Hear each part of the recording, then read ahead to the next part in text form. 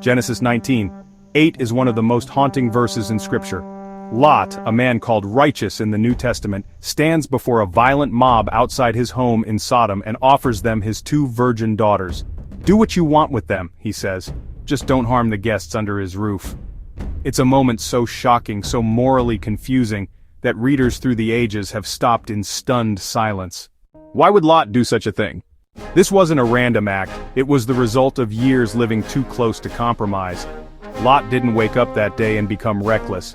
He had slowly drifted into Sodom's values. He pitched his tent near sin, then moved into it.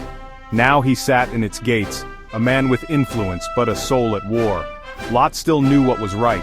He begged the mob not to act wickedly. But then he made a terrible bargain: protect the divine by sacrificing the innocent. This is what happens when righteousness is eroded by fear. Lot tried to negotiate with evil. But evil doesn't negotiate, it devours. The mob didn't want Lot's daughters, they wanted to desecrate the divine, and that's the moment heaven stepped in. The angels pulled Lot inside, shut the door, and struck the men with blindness. Not because Lot was brave, but because God is merciful. Lot's offer wasn't recorded to excuse it, it was recorded to warn us. When we live too close to sin, our moral vision blurs. We start to think like the culture, talk like the culture, and make decisions that shock even ourselves. Genesis 19:8 shows what happens when compromise replaces courage. But the good news, God still rescues. He pulled Lot from the fire, not because he made the right choice, but because God never stops pursuing his people, even in their darkest moments. So flee from compromise.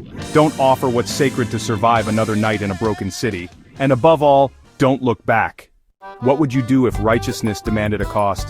Lot made an unthinkable choice. But you don't have to. Learn from his mistake, turn from compromise, and walk boldly toward truth. Do you think Lot was righteous or reckless? Don't forget to like, share, and subscribe for more powerful Bible truths revealed through stories that still speak.